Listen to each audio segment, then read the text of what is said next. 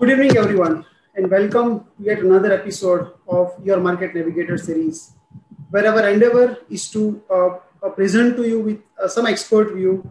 And currently, we are running an expert series with interaction with our fund managers. My name is Bhavdeep Bhatt, and I co-head retail sales for Aditya Birla Sun Life AMC.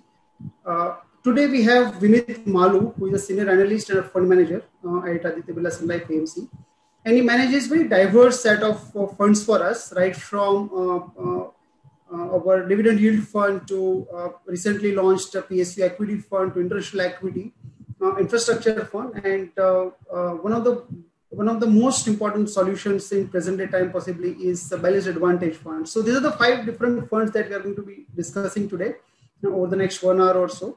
And please feel free to put in your question in the Q&A section. And we have already received a few questions, and I will be kind of referring to those questions during this interaction with Vinith. And if you have any question, please feel free to post there. And towards the end of this conversation, we'll refer to them if you have not covered them already. So welcome, Vinith, to this episode of your Market Navigator series, where we are joined by many of our eminent partners and their investors also in this conversation. So welcome. Yeah, hi Bhavdeep. Thanks. Nice to be here and nice to see you after a long time. Yeah, yeah, same city, same workplace, but yeah, we have been kind of meeting on even virtual platform after a while. So Vinith, let me just begin this conversation with one of the most talked about conversation, or in fact, if I can say, the hot debate these days, and that is the entire conversation around value versus growth. And something which over the last few years in India and also globally, we have seen that somehow the companies which have kind of returned in the stock market well are typically the growth companies, and value theme in general hasn't worked well. And typically, we all know that in markets move in cycle, and it typically mean reverse. So, do you expect value theme to kind of make a comeback anytime soon? So yeah, let's just start with that, and then we deep dive into your 2 funds, which are like value focused in some way. Yeah. So yeah, as you rightly said, this is the quite hotly debated topic. Value is something traditionally defined as with stocks with lower valuation multiples have tended to do well over long periods of time. But at last 10 years, they in particularly last 2 years, we've seen severe underperformance by value and significant outperformance by what we label as growth stocks. Right? I mean, they could be. See, this is an observation, and of the real world. There could be various explanations to it. I mean, some of the plausible ones that we keep on talking about is a slow growth world combined with low rates. Right? In a slow growth world, it's not that every business is growing slowly. There are some businesses which are growing slowly, some businesses which are degrowing, and there are others which are growing faster. Right? So there's a shift in the share, this profit pie which is available for the business world. The distribution of that is shifting. Some of this is getting captured by a set of companies which have come up or become prominent in last 15 to 20 years, and a bit of that they've actually passed on to consumers, in terms of lower prices, etc. So that has resulted in consumer surplus. But it has definitely impacted somebody else's share of profits. So that's why we've seen a lot of damage in terms of stock returns for businesses who actually had to give up this share of profits. Now the question really is, given where some of those prices are these actually value investments, or are they actually value traps? Right? So some of them clearly would turn out to be value traps, where their businesses have been significantly disrupted by the new entrants. Right? So I mean, we know the classic example of this online versus offline businesses in many industries, like retail, like media, advertising, etc. where the online companies have taken away large amounts of share from the traditional companies, right? And there are other areas where this debate is going on, whether the incumbents can actually adapt to this new world of technology, etc.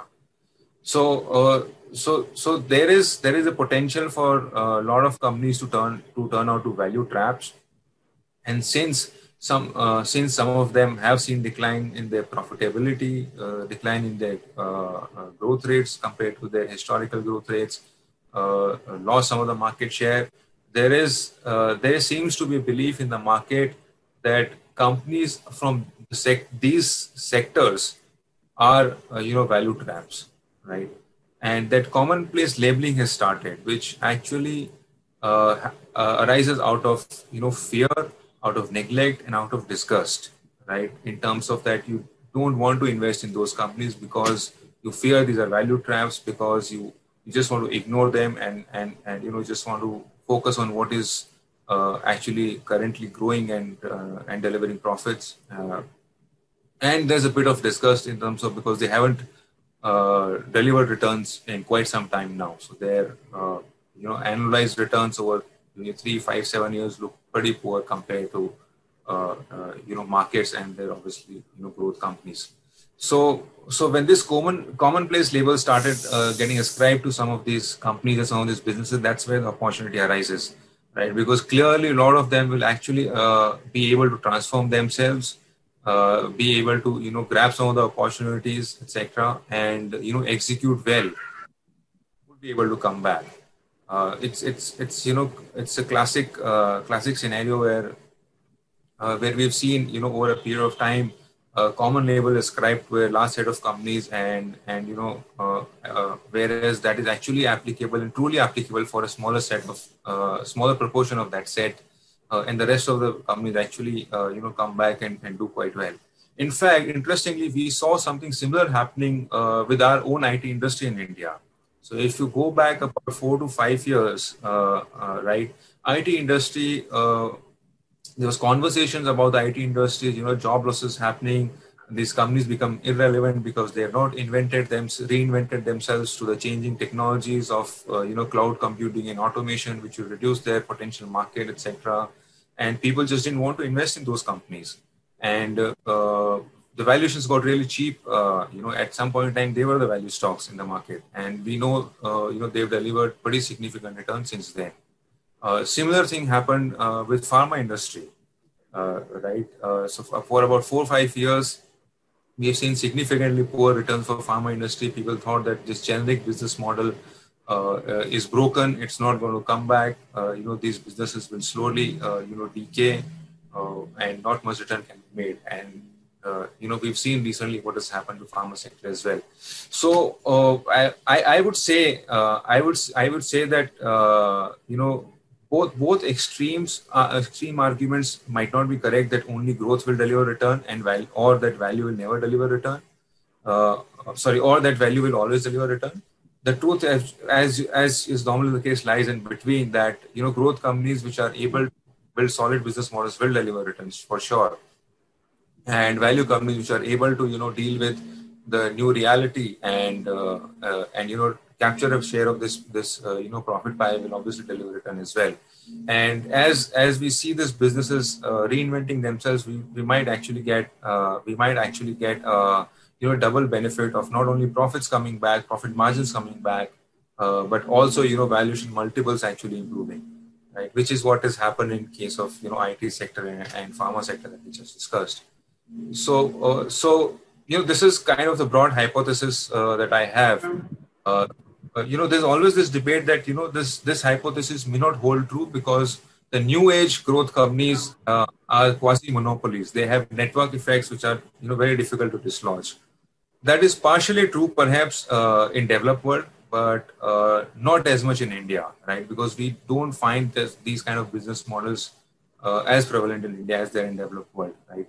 But history tells us, if you study the history of businesses, history tells us that private sector monopolies attract government interventions because of whatever reason. Because at the end of the day, in democratic, at least in developed worlds, democratic societies where where the politicians are answerable to public and regulators are more proactive. They attract regulatory interventions, and over a period of time, their monopolistic power actually declines, right? So I'm not saying that we are at that juncture right now, but that is a risk to always keep in mind. When we try to extrapolate, some of the success that these companies have had way ahead into the future.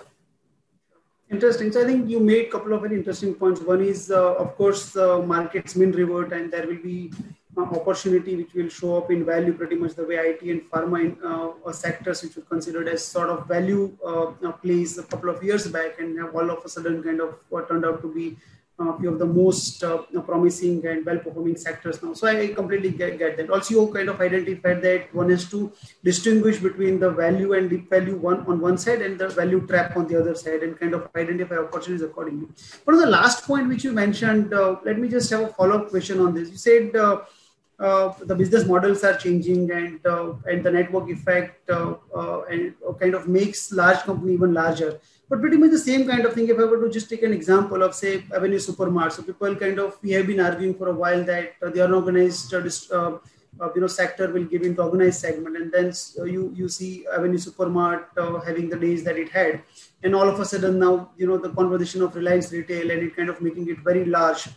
And on relative scale, the tables seem to have turned for the otherwise a hero in organized retail. So do you think that the scale, as you rightly pointed out, monopolizing businesses, etc., that's going to be real? And if so, how do really investors take cognizance of these changing trends and make unnecessary portfolio changes? What would your take on that? Sure. Our understanding of the retail industry is that it's highly fragmented, right? Organized retail is still quite a small proportion of the overall retail market within India, and hence for both, let's say, Avenue as well as Reliance Retail or any other retail company, it's really about the size of the opportunity that is there in front of them and gaining market share from traditional retail outlets. Right, it's in the process of building that businesses, they get advantage of some economies of scale. I wouldn't really call them that they have benefit of network effects, right? They are likely to have advantages of economies of scale, right? They may be able to source better, they may be able to plan things better, etc. They may be able to brand in a better way, more economically, etc. And attract customers. So but retail is a very tough sector. We've seen, many promising companies come and go. It's an extremely tough segment. It's a highly competitive segment. It's really about execution.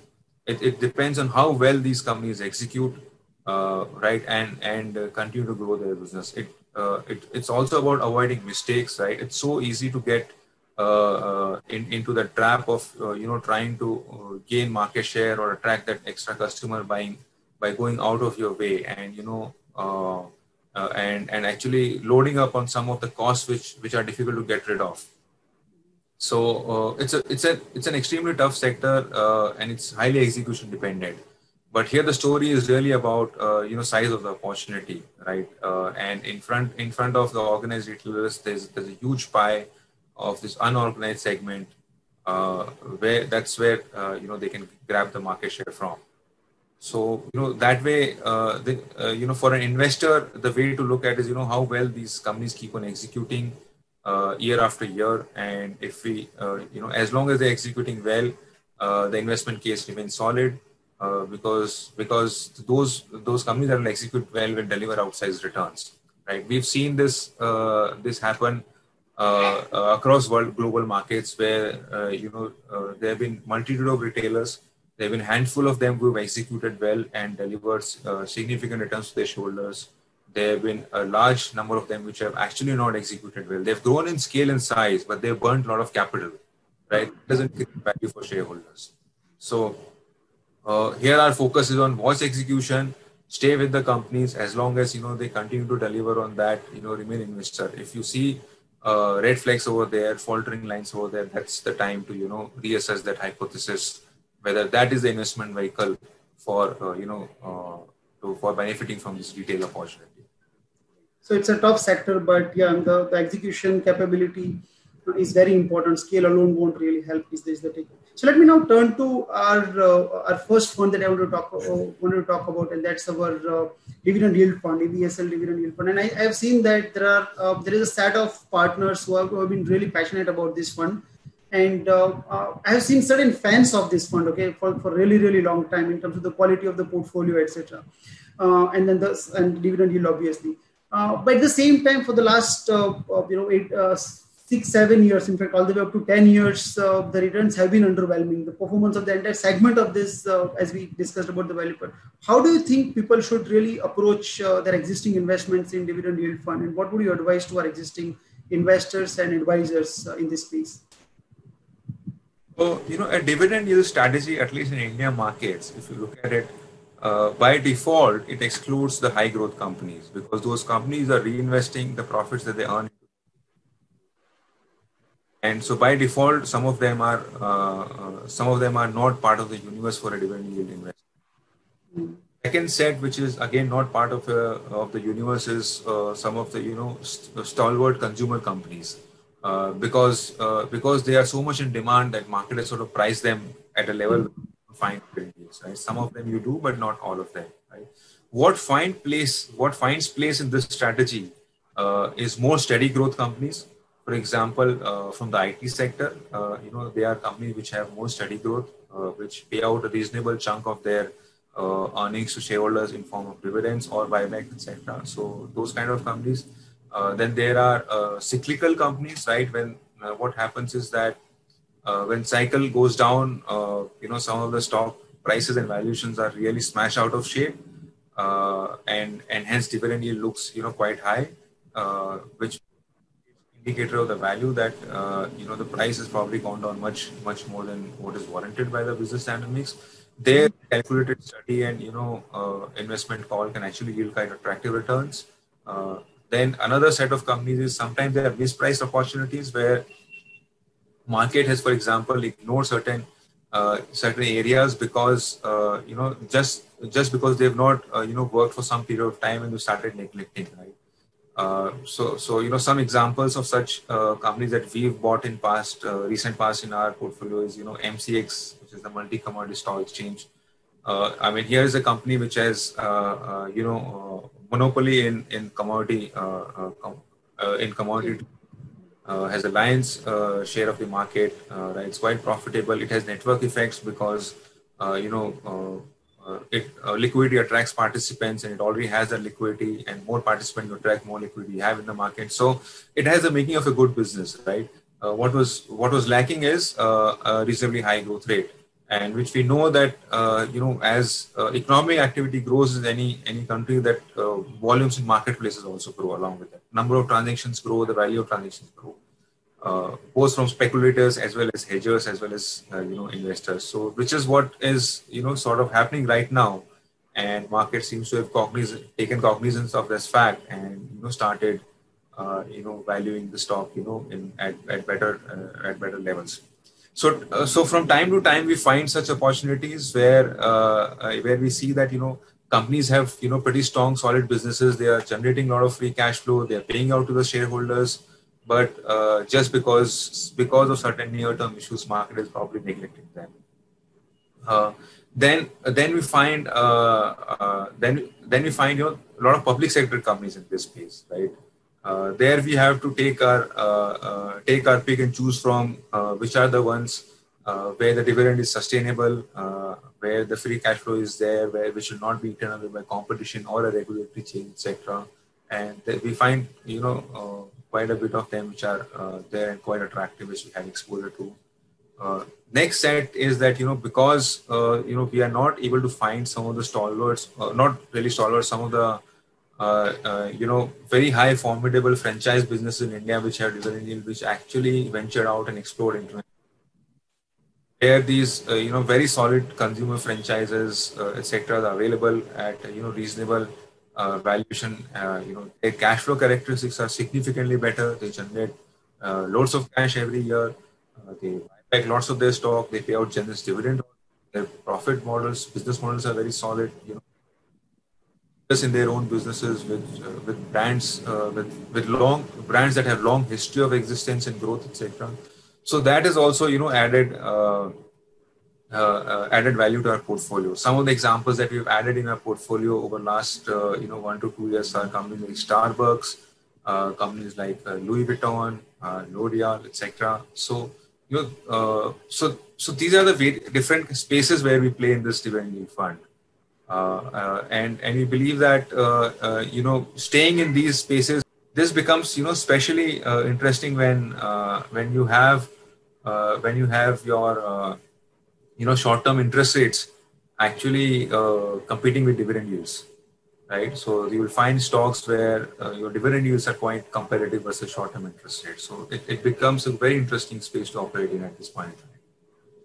Okay, interesting. So the let me just touch upon the related product in terms of its positioning, which is PSU equity, the fund which we have launched just about a few months, 9-10 months back.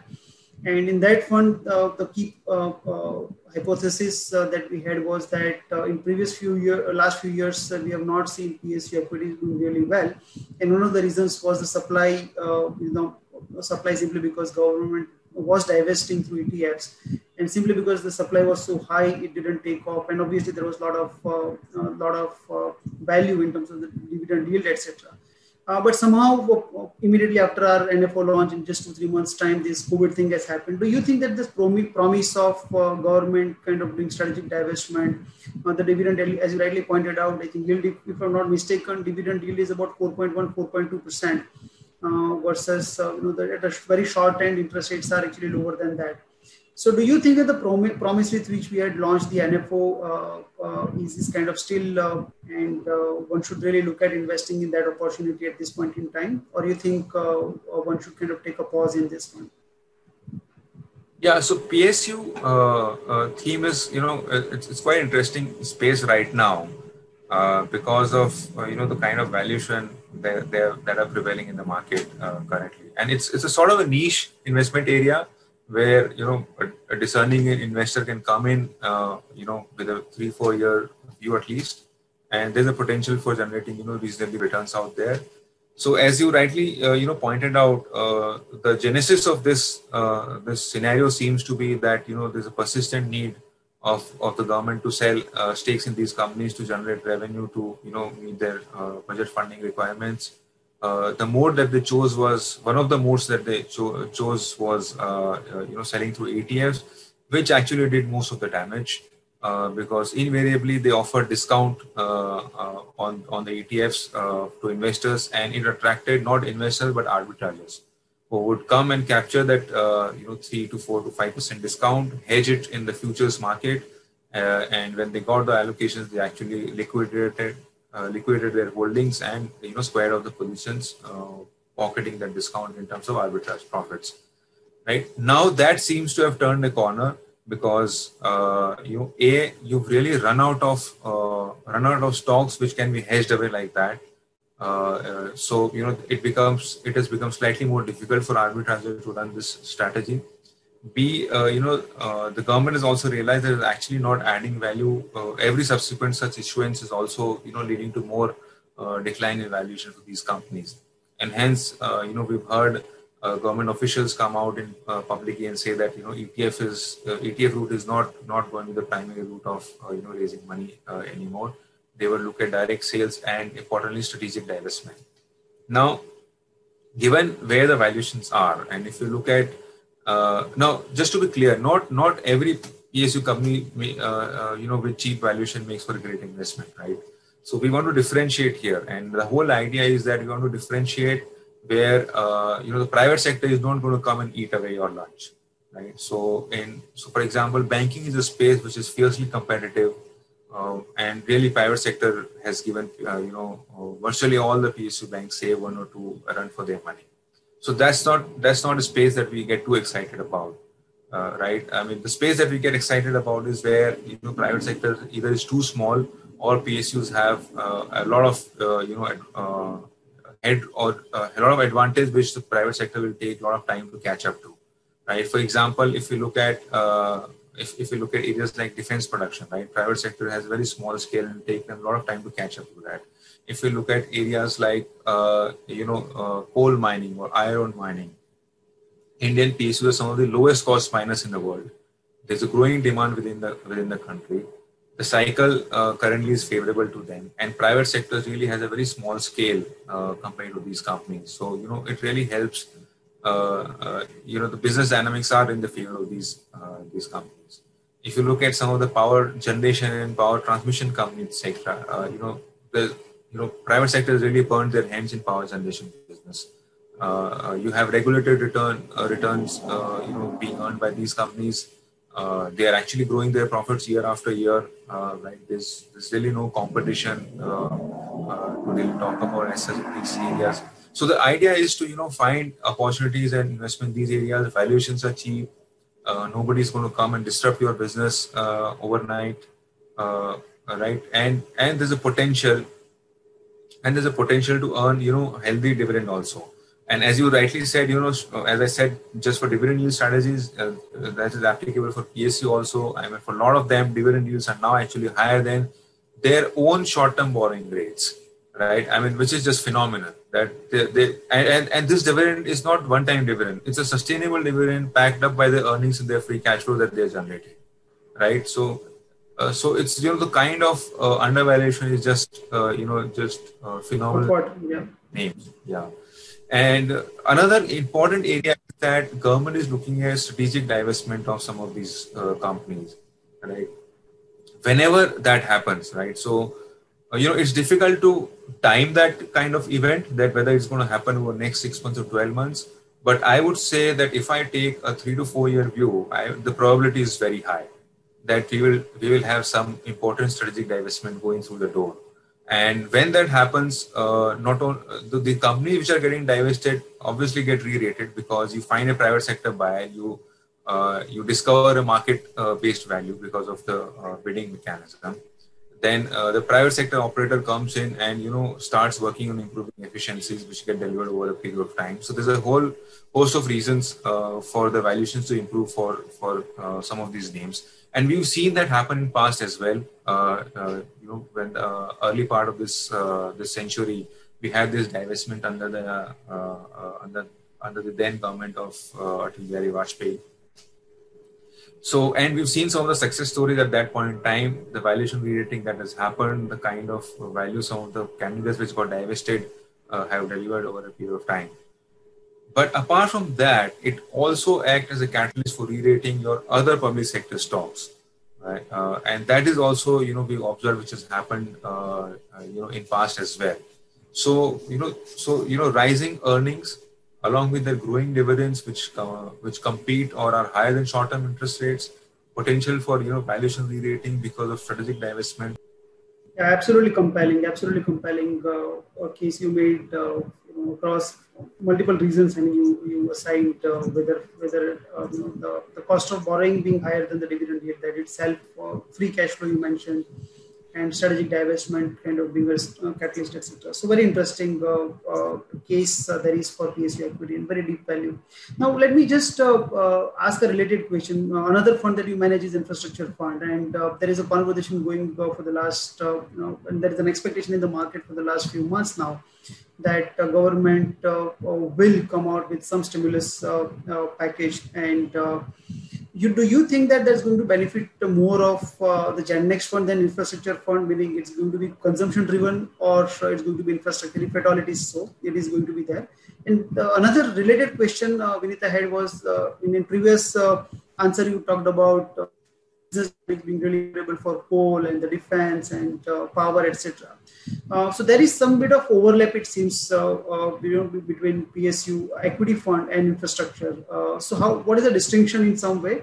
And number two is what are the prospects you see of this fund in the next couple of years, given where we are in terms of economic cycle and the expectations that there will be some support coming in from the fiscal side as well. Your take on that? Right. On infrastructure side, if we see the core asset developers or the infrastructure owners, there are few investable names in that area because there are some PSU companies which are doing well out there, some private sector companies doing well out there, but broadly the space has not had a very good run in terms of generating returns on their investments. Right. The more interesting space out there is the contractors, right, who actually build these assets for the developers, right? So invariably in any infrastructure investment program, you will need these contractors who will come and build these assets, whether these are roads, whether these are ports, whether these are transmission lines, whether these are railway lines, etc. So this is a space which is quite interesting. There are a lot of players which are there. They are there, and also they are reasonably small size players, so that opportunity is big enough for them to actually grow and take advantage of that opportunity. So that's a space which is quite interesting. And in contrast to the asset owners, which are actually earning returns on their existing investments, contractors are dependent on obviously new infrastructure investments, and that's where this whole conversation about stimulus comes in. Uh, there's no doubt that some bit of stimulus is needed for us to get back to a level of economic activity. For we can actually start growing. It can actually start growing on its own, right? And at least I view it as I think it'll be a combination of consumption as well as investments. And I don't want to hedge myself. Why I say this is that there is already some consumption related stimulus for the bottom of the pyramid level population, right? And I think that will continue. Some more SOPs might come on that side. It is unlikely to be a broad based consumption related stimulus. It will be limited, targeted consumption related stimulus. And on the investment side, it would be, I think, more central government driven projects compared to disbursing, funds to various entities which can then plan on their investments. I believe there could be more central government driven projects. So a couple of areas that the government is working on here are, road construction, where NHAI is working on, tendering on a lot of projects.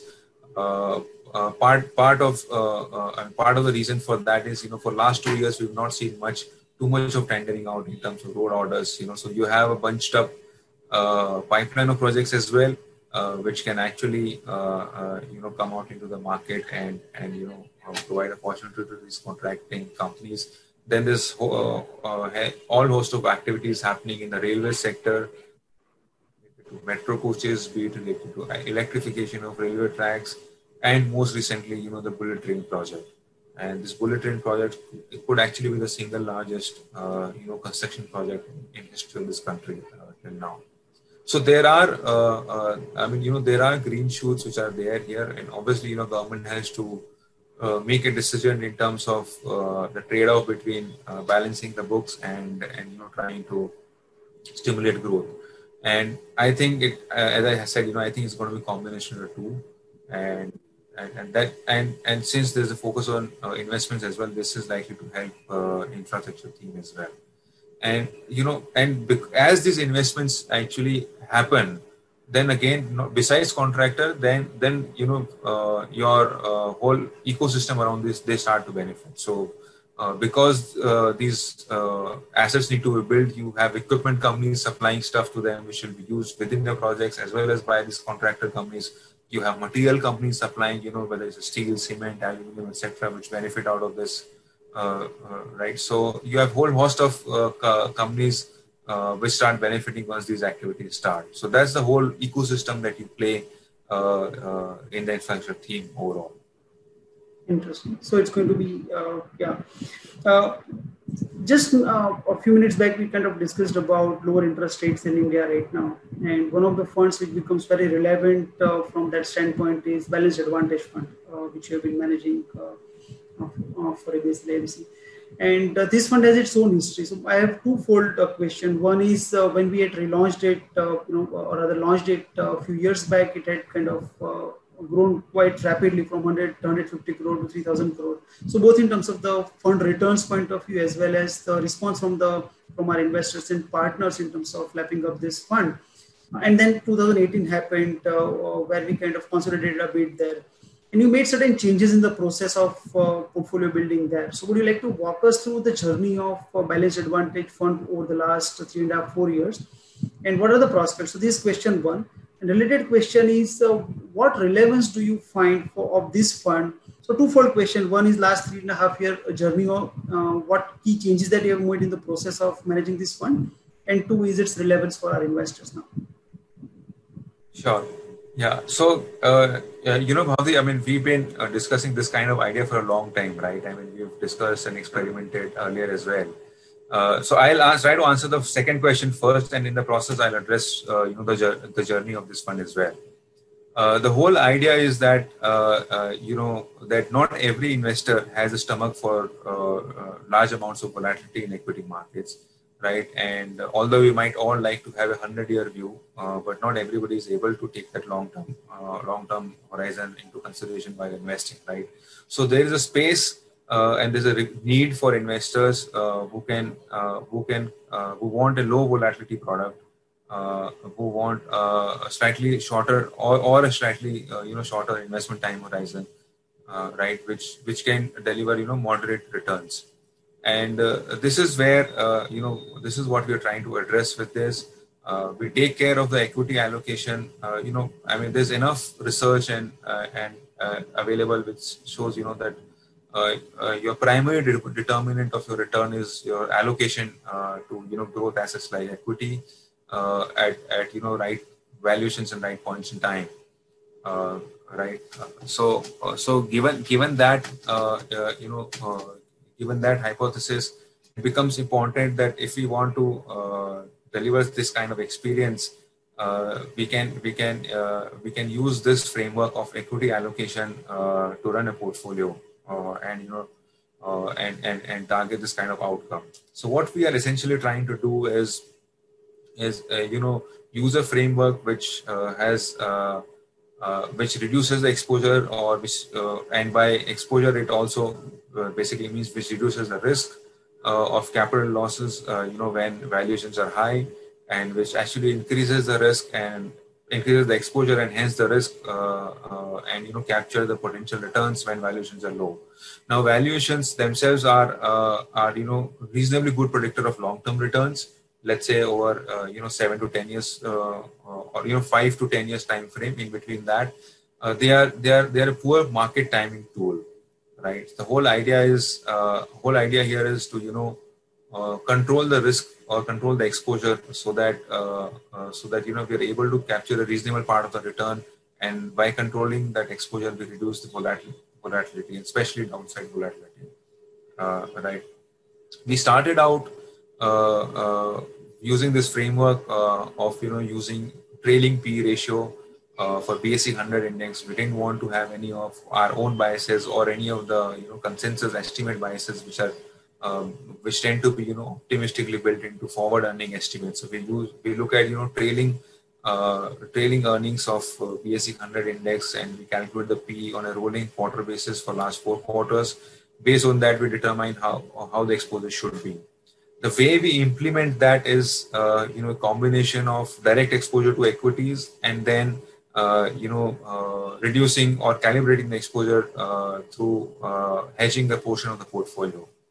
Now, as part of the journey, as you highlighted initially, what we used to do was we used to deploy a portfolio hedge through Nifty futures, whereby if we had to reduce our exposure to equity, we would, correspondingly reduce the exposure by selling short Nifty futures in the portfolio, which neutralizes our exposure to market to that extent, right? It worked very well for us because we've been initially we had been able to add a lot of alpha in terms of underlying exposure, and by making the market exposure neutral to the extent of that portfolio hedge, it actually added value to the portfolio.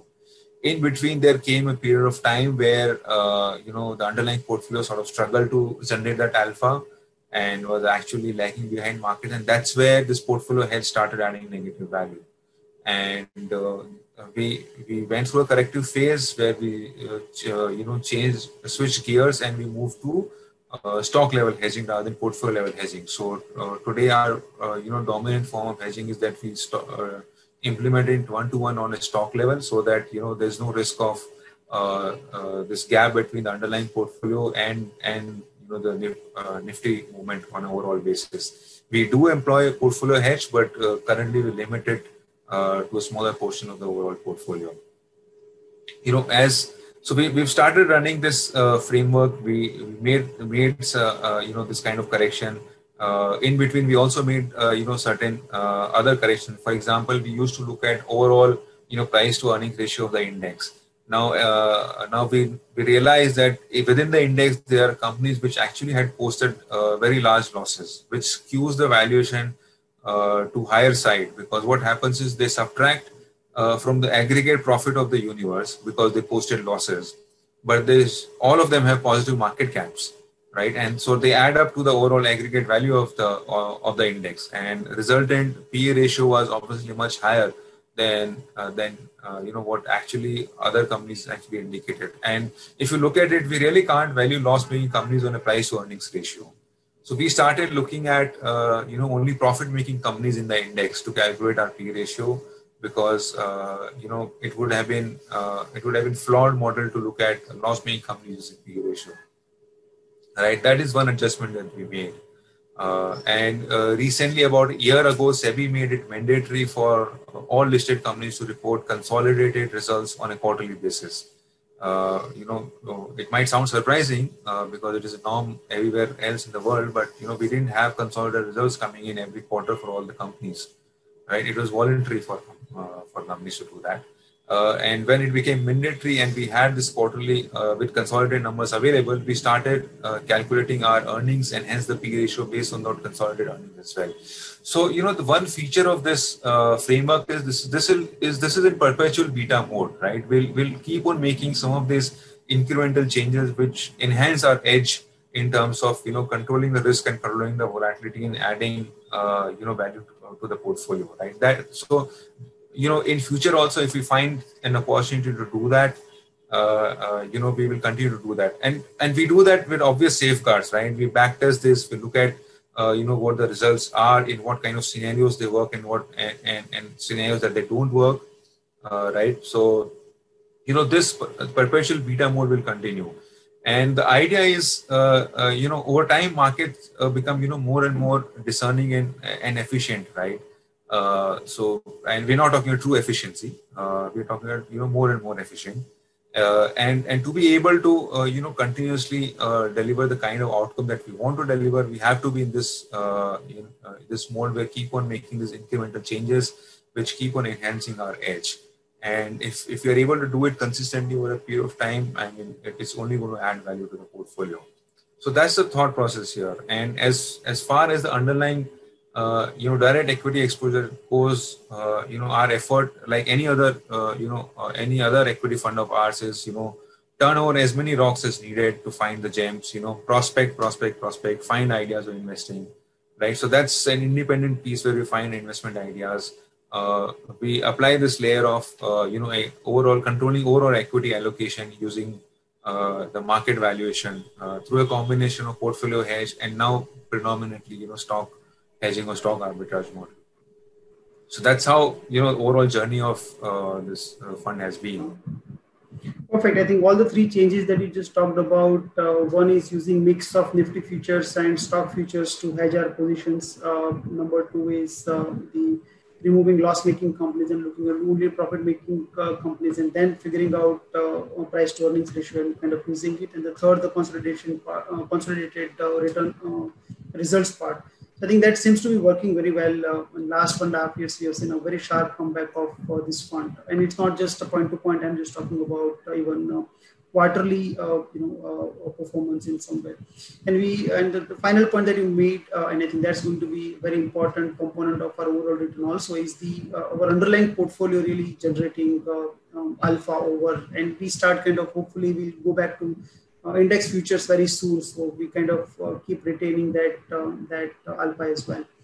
So wonderful proposition. Just one last follow-up question on that point is: would you and a pensioner? I'm just profiling a customer that you have a pensioner, okay, who doesn't need a necessarily a regular cash flow on monthly or quarterly basis, but wants to participate. He or she wants to participate in equity market, but very high volatility is not something that one subscribes to.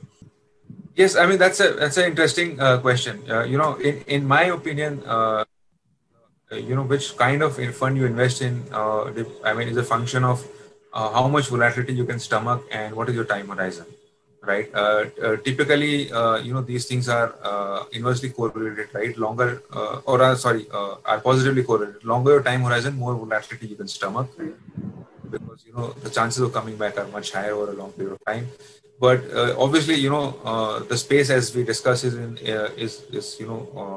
slightly in between, right? Where you can stomach some volatility, not too much, and you have reasonably okay time horizon, but not too long, right? And this is the profile that you just described, and that is the precise space that we are targeting. With this kind of product, this is the precise investment outcome that we are trying to deliver. That reduce volatility over a time horizon of 3 to 5 years, and deliver moderate returns over there, which are better than your obviously your short-term interest rates, etc., which are obviously modest in comparison to pure equity portfolio, which can compound at relatively higher rates over a period of time. And since we try to reduce volatility here, so even people who don't have investable capital coming to them in form of regular inflows like salaries, etc., who tend to prefer SIP, because the inflow, the investments are timed to match the inflows. Whereas people who have capital available, lump sum available, they also don't need to stagger it away, because volatility is not one of the key concerns out there. Perfect. Last fund type that we wanted to talk about today is the International Equity Fund. And last few years, it has done really, really well. Many investors have started including this as a part of their portfolio over the last couple of quarters, 2-3 quarters or so. So two questions here. One is, what potential do you see for international equity compared to Indian equity, and whether one should really compare these two, or irrespective of Indian equities prospects, you think as a diversification, it really makes sense to go for international equity? That's question one. And second related question is, and this is a question which many advisors also have in mind, is if international equity exposure has to be there in one's portfolio, should it be through a fund of fund route or through direct actively managed fund route? And we are offering both. You run international equity fund, which is an actively managed fund, and we also have the global opportunities fund, which is a fund of fund, wherein we are kind of subscribing to the underlying fund of Julius Baer Global Opportunities Fund. So your take on international equity fund and its place in investors' portfolio, both retail investors as well as HNI investors' portfolio. This is another interesting area. So right now, we are not really thinking in terms of Indian equities versus global equities, etc. I mean, because we really don't have one product which can do that, right? So what we offer is access to investing outside India, and the way to think about it is really that there are two main points. Right, that one is it provides reasonable diversification away from our primary investment, which is in India, whether it is in any asset, right? Whether it is in fixed income side, whether it is on property, whether it is on equity, etc. So for us, our predominant exposure is to India, right? So it provides an avenue to diversify away that exposure. Right. In the short term, all equity markets seems to be correlated, but obviously over a period of time, we've seen that correlation comes down quite a bit, and it really provides a valuable diversification. Second point is that it provides us access to opportunities which may not be present in India. For example, at some point in time, there were large oil companies that you wanted to invest in. If you had a favorable view on oil, you couldn't really find many opportunities in India. You could find only outside India. today, for example, if you want to invest in large, technology companies, right, which are at the forefront of technology in their industries, you would have to go outside India. If you want to find, very large consumer franchises, let's say luxury goods, etc., you'll have to go outside India. So, there are a lot of these opportunities which are not available in Indian markets, which are available globally. And, this kind of fund provides an access to that and, opportunity to profit from these investments. So these are the, two main reasons where I believe that it should be part of every portfolio. One, let's say a third reason, or not really a third reason, or rather a two and a half reason, that we all have this requirement, or let's say need, that or thought that at some point in time we want to be spending some money in foreign currency, right? Whether it is for travel, for vacation, for children's education, etc., right? It's all possible, obviously, to save for that kind of goal using investment opportunities in India. An international fund, gives an opportunity not only to save, not only to invest in these opportunities. It also gives us that additional currency exposure that we need, right? Because that part is also taken care of when we are investing outside India. Because remember, we don't hedge our currency exposure, and the whole idea is that we want complete, pure, unadulterated exposure to not equity markets, and as well as any movement in currency that happens in those markets. So that's also a small added benefit that you get. If part of your saving is targeted towards meeting goals which are going to be denominated in some foreign currency. But I would say that it should be part of every portfolio because it offers significant diversification benefit and access to an opportunity. On your question on which route is more suitable, whether investing directly into equities or through a fund of fund route, in my opinion, it doesn't really matter, honestly, right? Because there really is no difference in terms of taxation, or in terms of overall returns that you can generate out there. So as long as the investor is clear about what kind of strategy they want to invest in, whether a general diversified fund or certain other thematic fund or etc., that is more crucial. And based on that, what product is available, one can invest in. So I would actually be agnostic to how what the underlying mode of investment is. So how you participate is up to you, but do participate is your key message on international equity fund. Absolutely. So you yourself have been an asset allocator, Vineet, in balanced advantage fund. So what would be your advice to our investors and advisors on the call today in terms of asset allocation? Or whether it's you can take multiple asset classes if you want, or if you want to restrict your conversation to only debt and equity. And within equity, you yourself are running kind of large, fairly diverse set of funds, right? From international equity, which is good for diversification, as you rightly pointed out, for certain financial needs, which might have to be expended in dollar terms or foreign currency terms, to balanced advantage, to PSU equity, dividend yield, and infrastructure. So fairly diverse. What's your asset allocation advice to our viewers today? So I'll put this way. I understand it's difficult to give one general statement on asset allocation, but obviously it's a function of time horizon, right? So let me put it this way: that I think they do a phenomenal job of compounding wealth over a period of time, right? I mean, how you do it, what kind of product you're comfortable with, I think we should always discuss with your advisor. But I would say more longer the time horizon, more volatility you're able to stomach, gives you more flexibility in terms of what kind of products you can choose. As you lower your time horizon in terms of investments, then you can be slightly more discerning. You can come to a product like Balanced Advantage Fund, or something like hybrid fund, aggressive hybrid fund, etc. Or if you want to further lower it down, then you come to defensive hybrid funds like reverse any kind of product, and further lower it down. Obviously, you have a range of fixed income products available, right? So that's broadly the framework I would choose, to decide.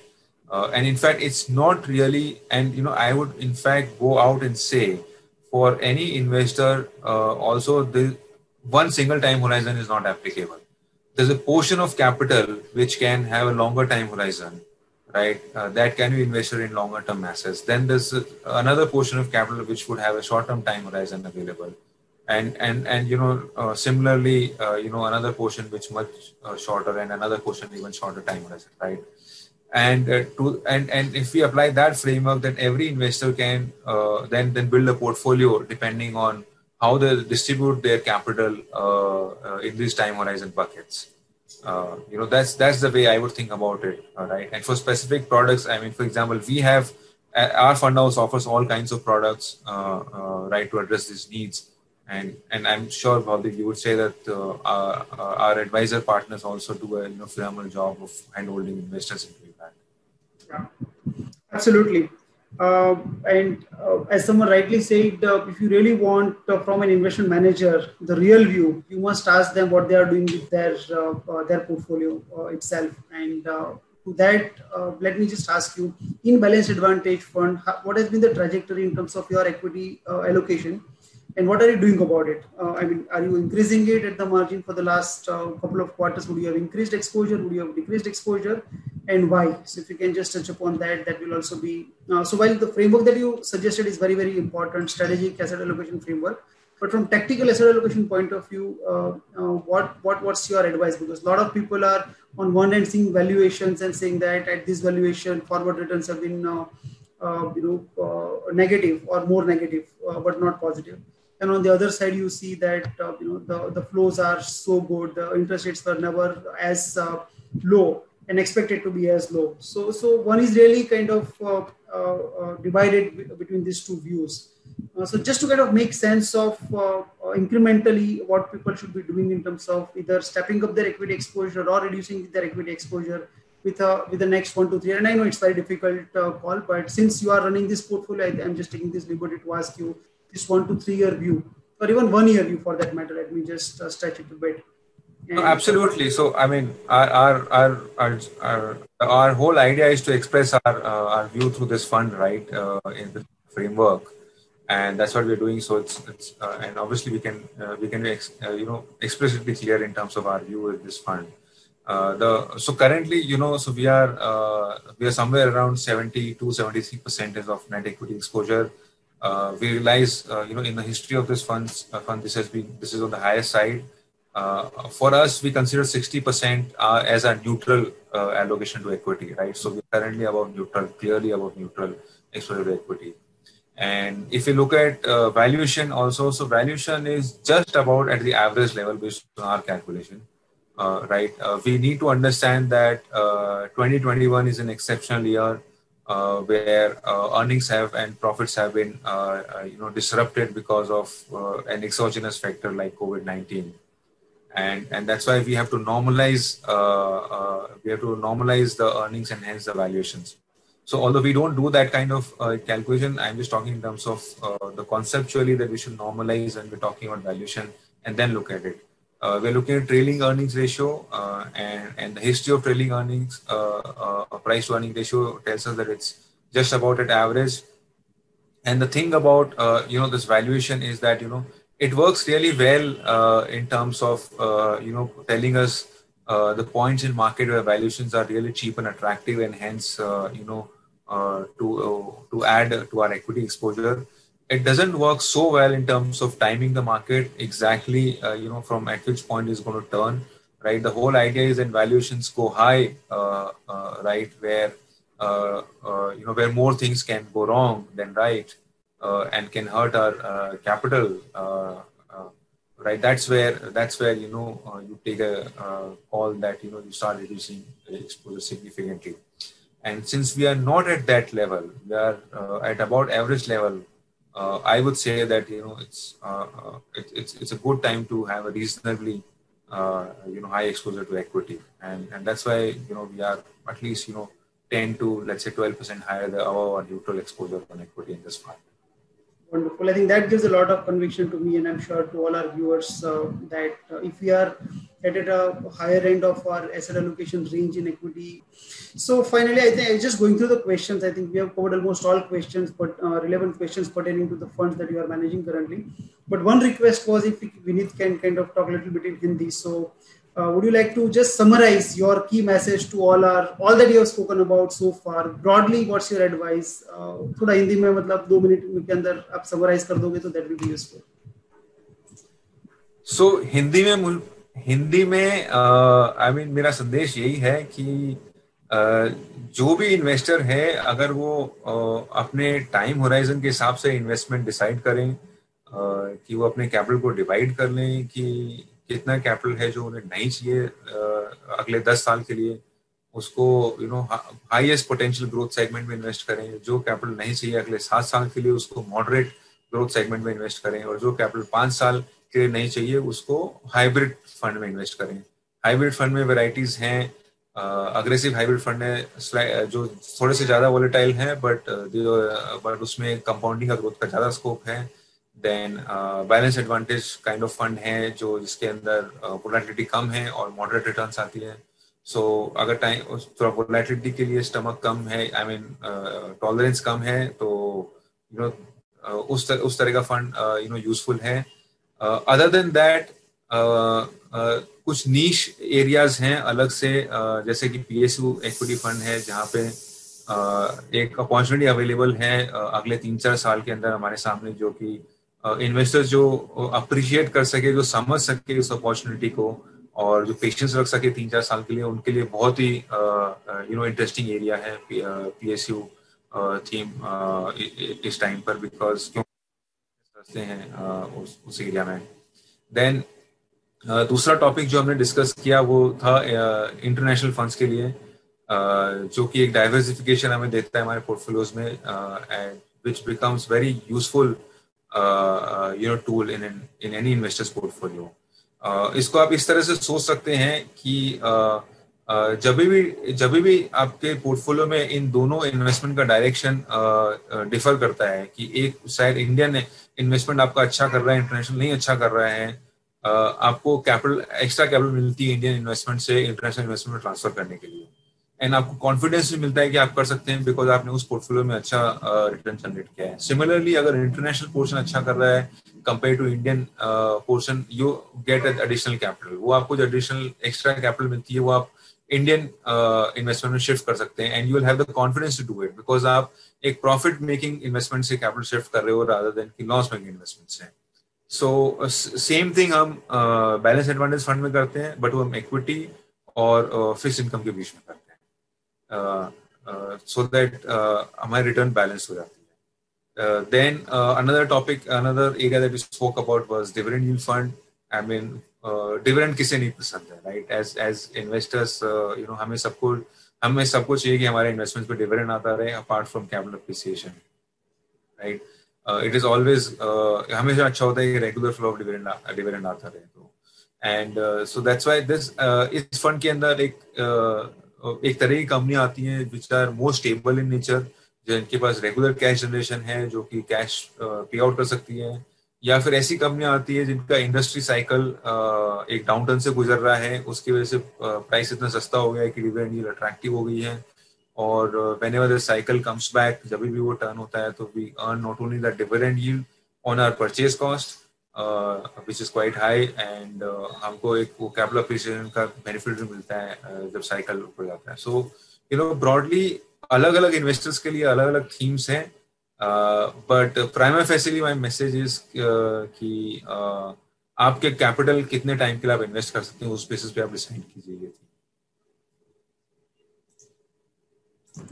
Perfect. Thank you, Vineet, for taking us through this at length for each of the funds that you are managing and multilingually. So that was a variety for us.